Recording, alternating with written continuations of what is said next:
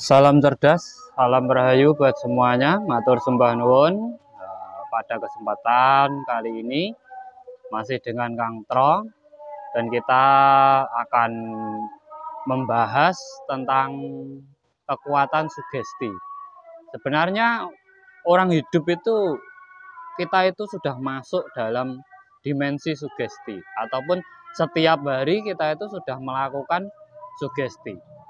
Bahkan banyak dari spiritual yang mereka kalau menyadari bahwa berbagai keilmuan yang dipelajari itu sebenarnya sumbernya dari sugesti pikiran kita sendiri.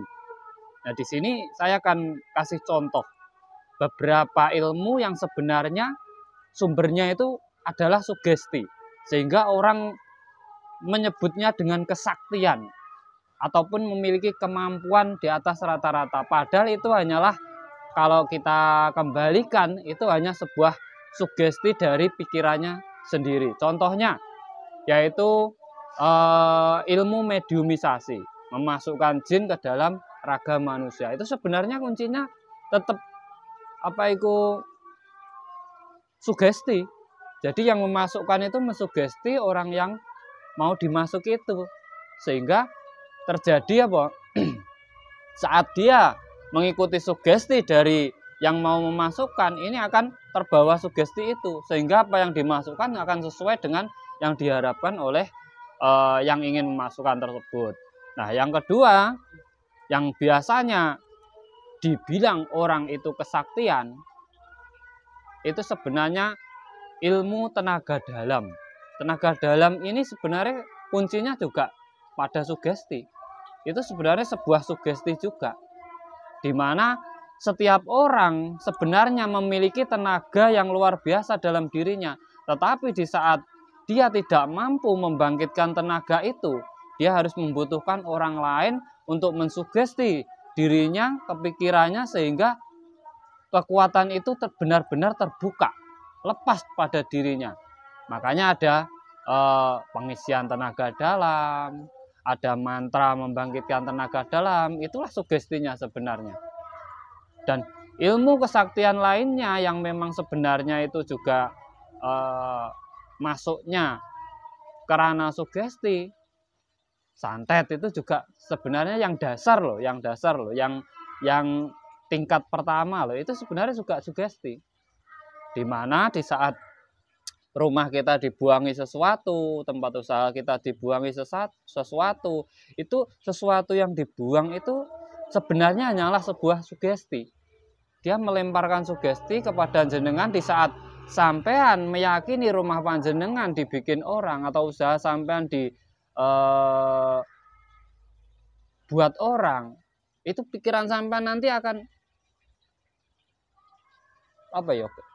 terombang-ambing.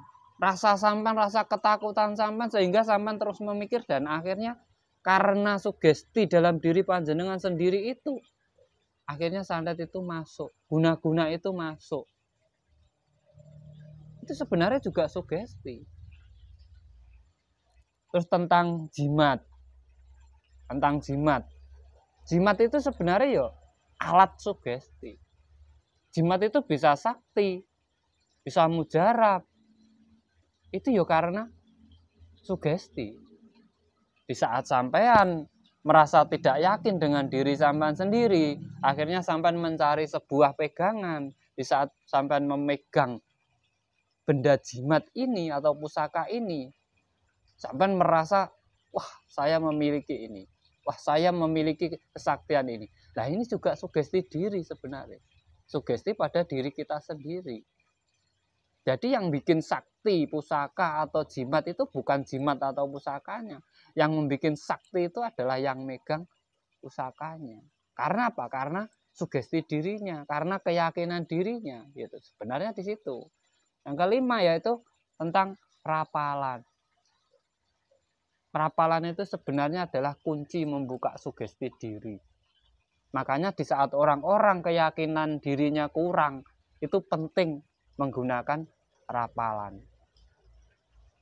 Jadi harus agar apa? Agar bisa mensugesti dirinya sendiri dengan rapalan itu. Seperti kunci itu. Kalau membaca rapalan ini, nanti saya akan memiliki ilmu kesaktian ini. Kalau saya membaca rapalan ini, saya nanti akan kebal. Saat saya membaca rapalan ini, saya akan bisa melihat jin. Nah, itu sebenarnya sebagai sugesti diri kita. Makanya kekuatan sugesti ini sangat luar biasa. Apa tidak penting, Kang? Penting. Perlu dalam hidup kita itu kita perlu mencari sesuatu yang bisa mensugesti diri kita. Karena apa? Terkadang keyakinan kita itu, rasa kita itu sering terombang-ambing. Di saat kita memegang sesuatu untuk dijadikan sugesti diri, apa salah? Tidak salah.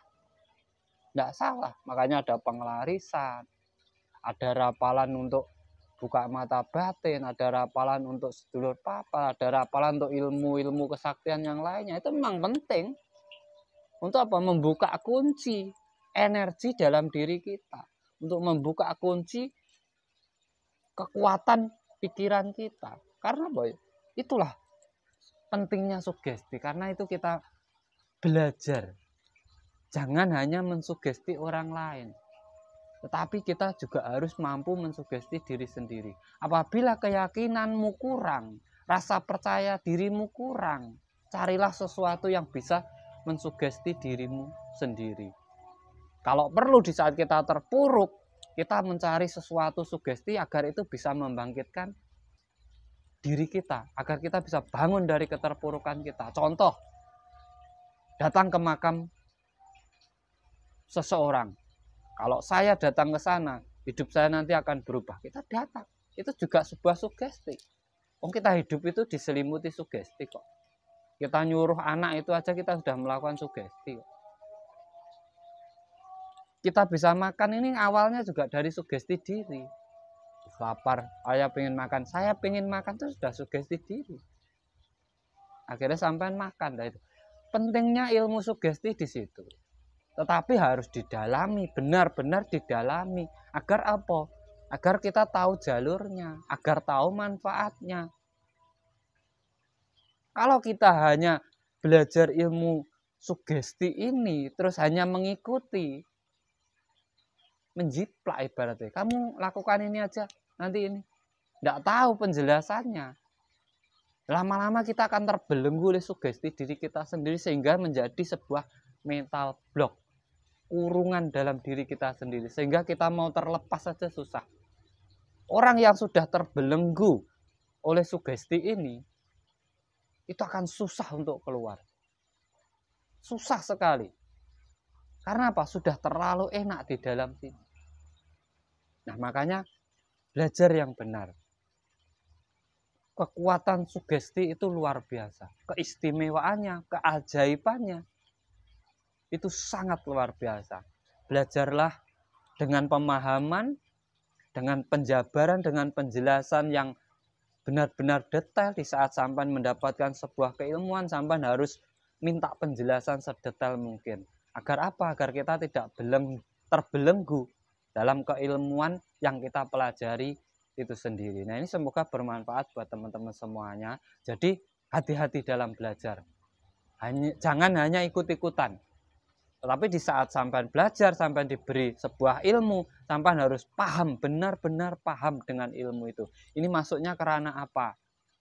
Di situ sampai memiliki tameng ataupun memiliki batasan pada diri sampai sendiri-sendiri. Terima kasih dari saya, semoga bermanfaat. Itulah keistimewaan sugesti. Salam Rahayu.